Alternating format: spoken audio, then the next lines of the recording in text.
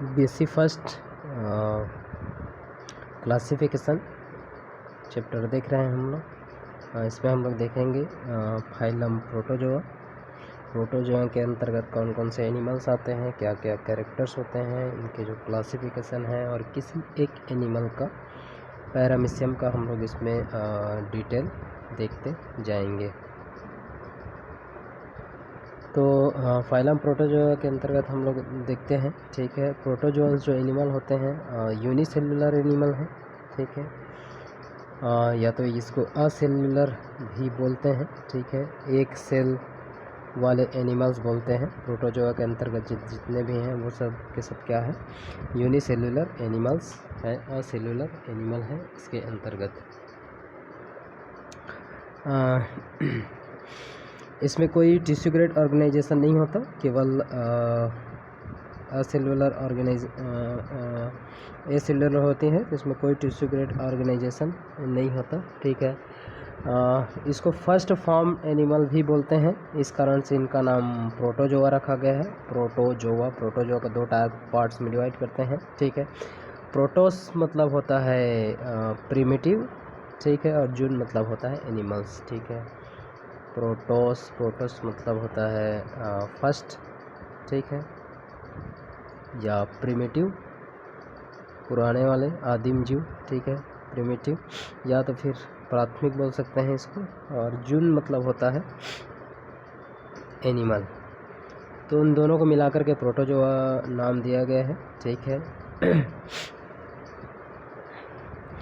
दोनों को मिलाकर के क्या बोलते हैं, प्रोटोजोआ, प्राथमिक एनिमल्स इसको बोला जाता है इसके अंतर्गत, ठीक है। आगे देखते हैं हम लोग।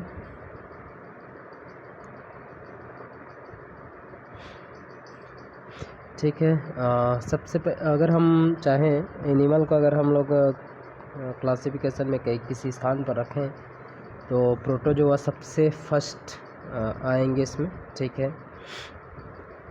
इसकी जो संरचना होती है सरल होती है, प्राथमिक जंतु, ठीक है, एक कोशिकीय प्राणी है ये, ठीक है। इनको प्रोटोजोअन जो एनिमल है सृष्टि में इनको प्रथम जंतु माना जाता है। ये प्राणियों की तरह सभी जो आवश्यक जैव क्रियाएं हैं एक ही सेल में कंप्लीट कर लेती है ये, ठीक है। इनकी जो जातियां हैं लगभग 50,000 से अधिक जातियां ज्ञात हैं, ठीक है। इनको प्राथमिक जंतु कहते हैं। जनरल कैरेक्टर्स इसमें देखते हैं, ठीक है, क्या क्या है इसके general characters. 5 kingdom classification R.H. Whittaker के द्वारा दिया गया था, ठीक है। तो ये जो एनिमल हैं प्रोटोजोआ वाले एनिमल वो किंगडम प्रोटिस्टा के अंतर्गत शामिल हैं, ठीक है। किंगडम प्रोटिस्टा के अंतर्गत ये शामिल हैं। इसके अंतर्गत क्या होता है, प्रोटिस्टा के अंतर्गत जो एनिमल्स होते हैं यूनिसेल्युलर होते हैं, एक कोशिकीय होते हैं, लेकिन ये क्या होते हैं, यूकैरियोट होते हैं। सबसे पहले क्या है, मोनेरा वाले किंगडम है, तो मोनेरा में क्या है, एनिमल यूनिसेल्युलर तो है लेकिन वो क्या है, वो प्रोकैरियोट होते हैं। तो इसमें क्या है, प्रोटोजोआ प्रोटिस्टा के अंतर्गत आ रहा है, यूनिसेल्युलर है और यूकैरियोटिक है, क्योंकि इसमें ट्रू न्यूक्लियस पाए जाते हैं इसके अंतर्गत, ठीक है।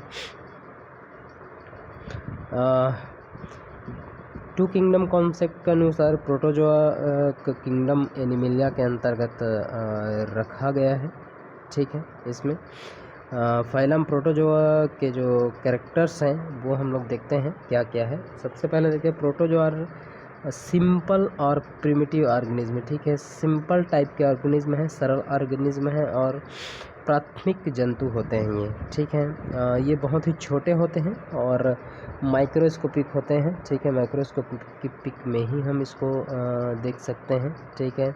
फ्री लिविंग एनिमल्स हैं और पैरासाइट भी हो सकते हैं, एक स्थान से दूसरे स्थान तक जा सकते हैं ये, ठीक है, एनिमल्स, और पैरासाइट हो सकते हैं, परजीवी होते हैं ये, ठीक है।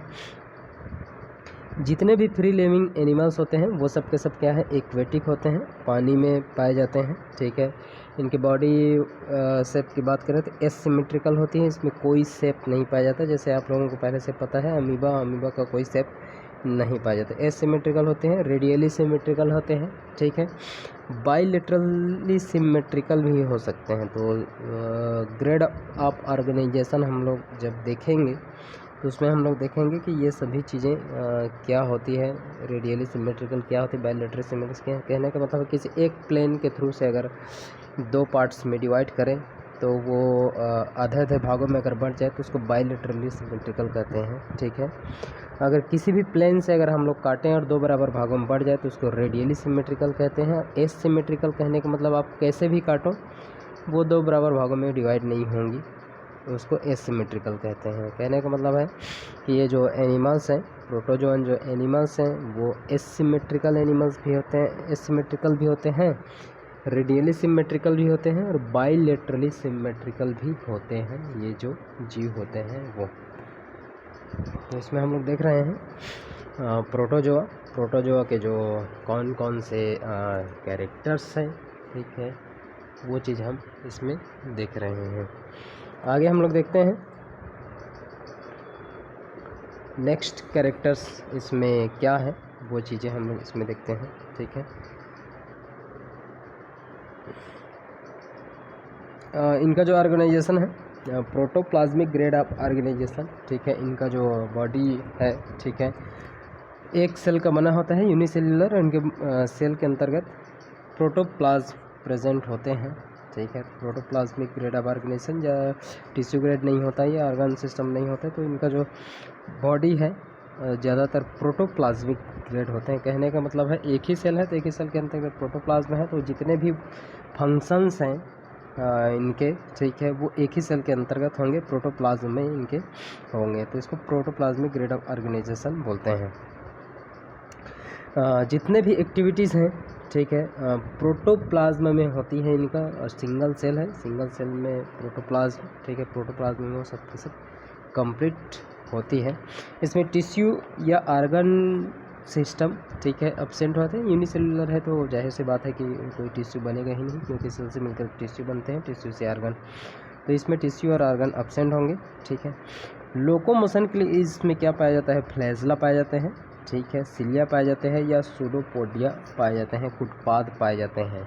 ठीक है, बॉडी के किसी पार्ट्स को अगर आगे बढ़ा करके पीछे के बॉडी पार्ट्स को अगर खींचे तो वो उसको सूडोपोडिया कहते हैं। ठीक है, फ्लैजला एक धागे के समान स्ट्रक्चर्स होती है, जैसे यूग्लिना यहाँ पर दिखाया गया है ऊपर में एक धागे के समान स्ट्रक्चर, तो वो फ्लैजला होती है। ठीक है, फ्लैजला क्या होती है, थोड़ी सी बड़ी होती है, लंबी होती है। सिलिया क्या होती है, हेयर लाइक स्ट्रक्चर्स होती है। ठीक है, बाल के समान स्ट्रक्चर्स हैं, सॉरी छोटे वाले बाल के समान, ठीक है, हेयर लाइक स्ट्रक्चर, छोटे छोटे जो बाल होते हैं उनके समान होती है, और संख्या में ज़्यादा होती है सिलिया। लेकिन फ्लैजला क्या होती है, 1 2 3 इस टाइप से होते हैं, और ये थोड़ी सी बड़ी होती है। न्यूट्रिशन की बात करें तो ये होलोफाइटिक, ठीक है, होलोजोइक, सेप्रोजोइक, पैरासाइटिक होते हैं। न्यूट्रिशन को एक बार अलग से हम लोग डील करेंगे तो उसमें देखेंगे। इनका जो डाइजेशन है इंट्रासेल्युलर डाइजेशन होती है। ठीक है, सेल के अंतर्गत कोई भी फूड पार्टिकल्स को लेते हैं और सेल के अंतर्गत ये डाइजेस्ट होता है। हमारा क्या है, हमारा में एक्स्ट्रा सेल्युलर डाइजेशन होता है। ठीक है, सेल के बाहर डाइजेस्ट होता है स्टमक में। ठीक है, तो एक्स्ट्रा सेल्युलर डाइजेशन है। इंट्रा सेल्युलर डाइजेशन मतलब सेल के अंतर्गत कोई भी फूड पार्टिकल्स को लेंगे, फिर वो डाइजेस्ट होगा तो वो फिर क्या होगा, एक्स्ट्रा इंट्रा सेल्युलर डाइजेशन होगा वो। इसमें इनका जो रेस्पायरेशन होता है, ठीक है, वो क्या होती है, डिफ्यूज़न के थ्रू होता है रेस्पायरेशन। डिफ्यूज़न कहने का मतलब है कोई भी गैसेस हैं डिफ्यूज़ हो जाते हैं, विसरण हो जाती है। ठीक है, higher concentration to lower concentration. ठीक है, तो ये डिफ्यूज़न होती है, तो ज़्यादा इनका जो रेस्पायरेशन है, जो ऑक्सीजन है वो आउटर सरफेस से इंटर सरफेस में इनके इंट्रासेल्युलर में जाएंगे। ठीक है, तो वो हायर कंसंट्रेशन से लोअर कंसंट्रेशन की ओर गमन करते हैं, तो इनके बॉडी से क्या होते हैं, वो विस्तृत हो जाते हैं, डिफ्यूज हो जाते हैं। तो इस प्रकार से इनका जो रेस्पायरेशन होता है वो भी होता है। एक्सक्रेशन भी क्या होता है, डिफ्यूज़न के थ्रू होता है। बॉडी में अगर टॉक्सिक मटेरियल बन रहे हैं इनका, तो उनका कंसंट्रेशन बॉडी में ज़्यादा होंगे, ठीक है, जिसके कारण से क्या होंगे, वो आउटर में कम होते हैं, तो higher concentration to lower concentration वो भी चला जाता है। तो एक्सक्रेशन इसमें इस प्रकार से डिफ्यूज़न के थ्रू हो जाता है।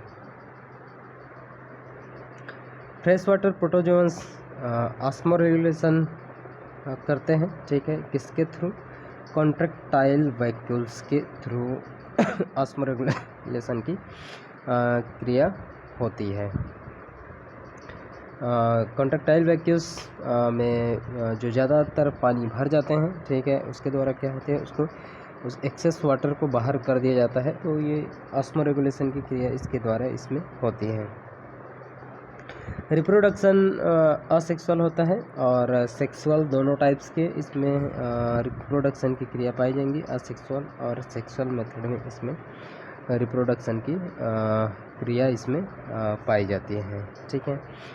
आगे हम लोग देखते हैं इसका, ठीक है, क्लासिफिकेशन में कौन कौन से इसको क्लासेस में बांटे हैं, उन क्लासेस के क्या क्या कैरेक्टर्स हैं, वो सभी चीज़ें हम लोग इसमें देखते जाएंगे क्लासिफिकेशन के अंतर्गत, ठीक है। तो प्रोटोजोआ क्या है, सबके सब यूनिसेलुलर एनिमल है और फर्स्ट फॉर्म एनिमल है, सबसे प्राथमिक जंतु मानते हैं इसको और प्रोटोजोआ को, ठीक है। लगभग 50,000 से अधिक जातियाँ इनकी स्पीसीज पाई जाती है प्रोटोजोन्स की, ठीक है।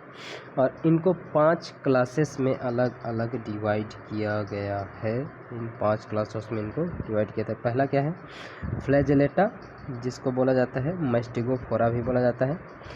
सेकंड जो क्लास है राइजोपोडा, ठीक है, जिसको सार्कोडीना भी बोला जाता है। तीसरा क्लास है सिलियोफोरा, ठीक है। चौथा क्लास है स्पोरोजोआ और पांचवा है, ठीक है, माइसेटोजोआ करके है, ठीक है, ये 5वीं क्लास है। तो इसको 5 क्लास में इनके जो एनिमल्स हैं, ठीक है, कैरेक्टर्स के अनुसार से अलग अलग क्लासेस में इनको डिवाइड किया गया है। तो 5 क्लास में अलग अलग इनको डिवाइड किए हैं हम लोग, ठीक है। देखते हैं पहले क्लास में क्या क्या है करके, ठीक है।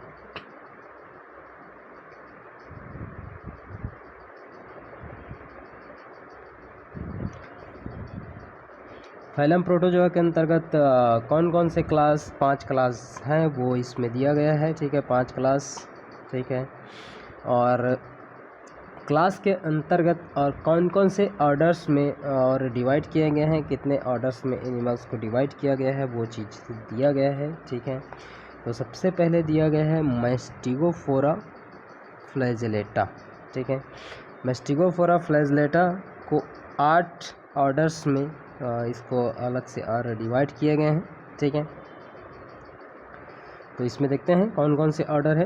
पहला है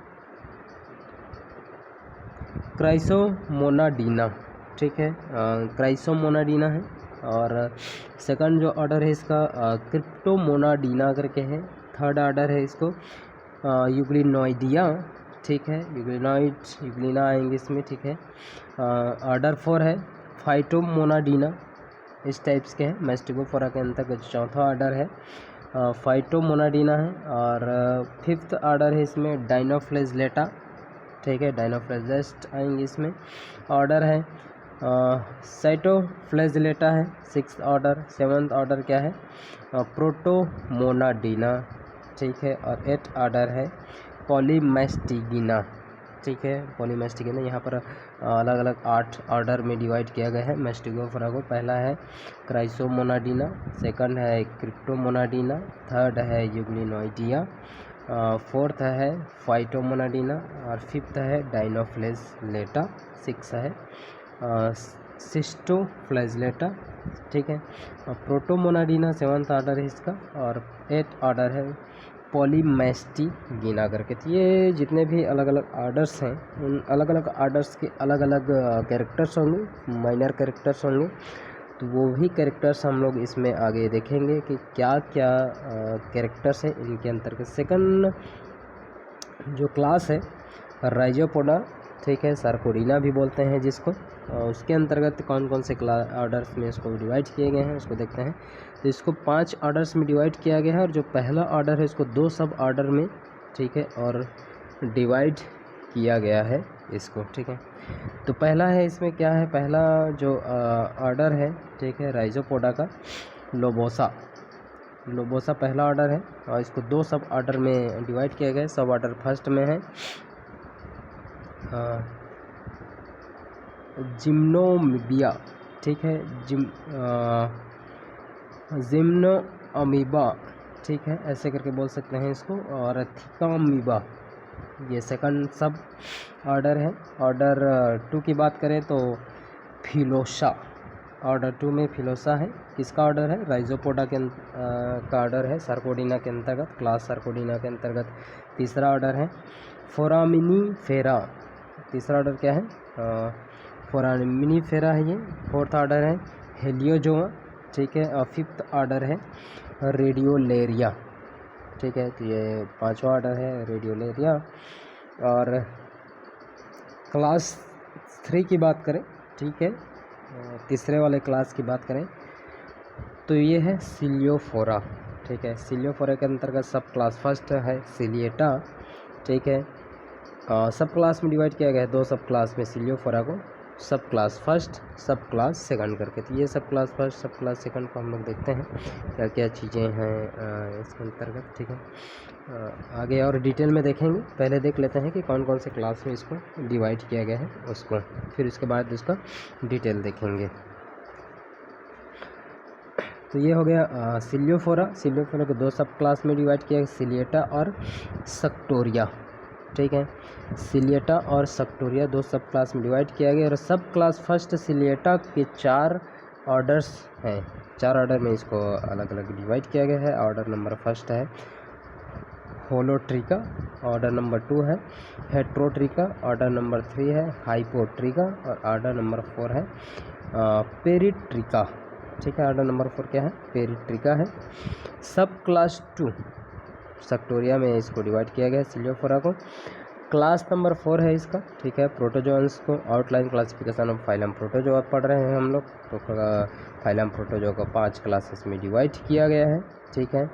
मैस्टिगोफोरा फर्स्ट, सेकंड राइजोपोडा जिसको सार्कोडीना भी बोलते हैं, थर्ड है सिलियोफोरा, फोर्थ है स्पोरोजोआ, ठीक है, और फिफ्थ है माइसिटोजोआ, ठीक है। तो फोर्थ ऑर्डर को देखते हैं, 2 सब क्लास में इसको भी डिवाइड किया गया है, टिलियोस्पोरिडिया और एक है नियोस्पोरोडिया करके, ठीक है। स्पोरोडिया सब क्लास फर्स्ट में है, टिलियोस्पोरिडिया ऑर्डर नंबर फर्स्ट है ग्रिगार्निया, ऑर्डर 2 है कॉक्सीडिया, ऑर्डर 3 है हिमोस्पोरिडिया। सब क्लास 2 में नियोस्पोरिडिया है, ऑर्डर नंबर मिक्सोपोरिडिया, ऑर्डर नंबर 2 है सार्कोपोरिडिया। क्लास 5 है माइसेटोजिया। तो ये हो गया फाइलम प्रोटोजोआ का आउटलाइन क्लासिफिकेशन। नेक्स्ट हम लोग देखेंगे एक एक करके आगे, ठीक है।